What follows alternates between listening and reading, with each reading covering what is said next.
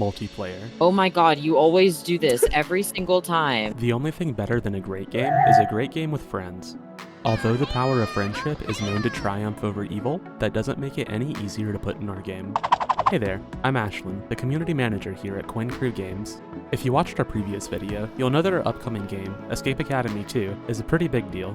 And as a team that came from arcade machines and escape rooms, togetherness is very important to us. So let's talk multiplayer, and that's not just teamwork, it's asking the tough questions too. Would you rather have unlimited bacon, but no video games, or games, unlimited games, but no games? Sometimes those questions with your partner are about puzzles, and sometimes they're about bacon. Anyways, before we start building that togetherness for Escape Academy 2, we'll have to go back 3 whole years and take a trip down memory lane.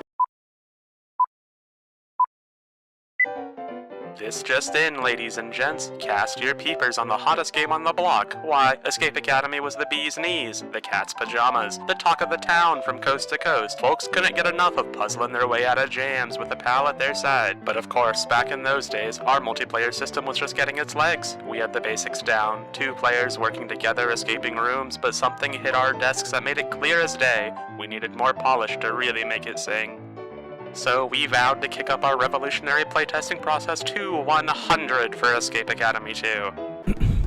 It's been a long road since those early days, but every step we've taken since has helped us evolve Escape Academy 2 into something even better. We learned that playtesting is super important, and since those yesteryears of Escape Academy 1, we've made sure to take playtesting a lot more seriously. Our playtesting philosophy is that we don't want to just make a game for our fans, we want to make it with them.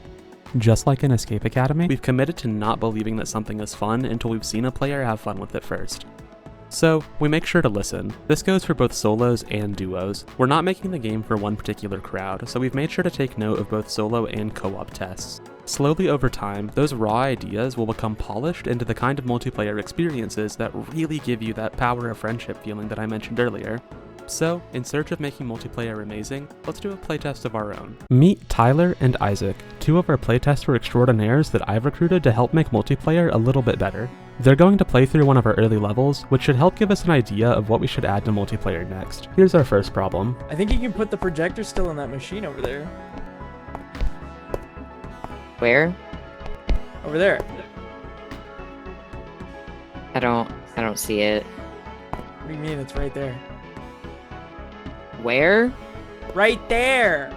Oh my god, you always do this every single time. So, this got a little out of hand. This was a problem in our first game too, and while Tyler maybe could have just walked over to the projector and started jumping or something, we'd like a more intuitive system. So let's add a ping system.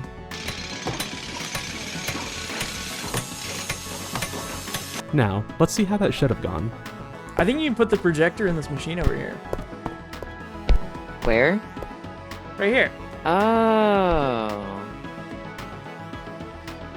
Yay! Yay! Problem 2. Yay! We did it! Yay! Self-expression is limited to jumping and crouching. Let's fix that. Now, let's try again. Yay! Yay! Yippee! Yay! Woohoo! Yippee! Woohoo! Yay!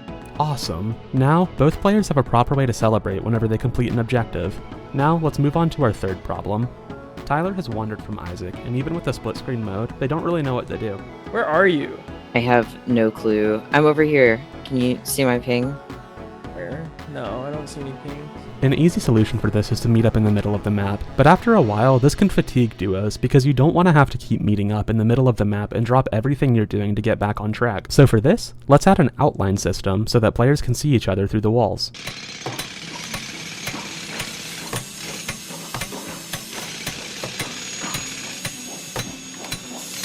Where are you?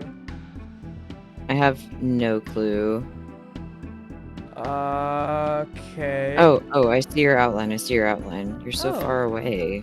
Tyler and Isaac did great, and as you can see, by adding these tiny little touches, we were able to make the multiplayer experience a little more intuitive. As a result, there's now a little more fun for those who choose to play in co-op. You don't want co-op gameplay to introduce random hindrances for the player. However, this process is not perfect by any means. I mean, we've learned that even adding something as simple as a cat can have dire ramifications. Introducing these systems means introducing bugs too, and while we're not ready to tackle these yet, let us know if you'd like to see us dive into some of the bugs we've run into while making Escape Academy 2.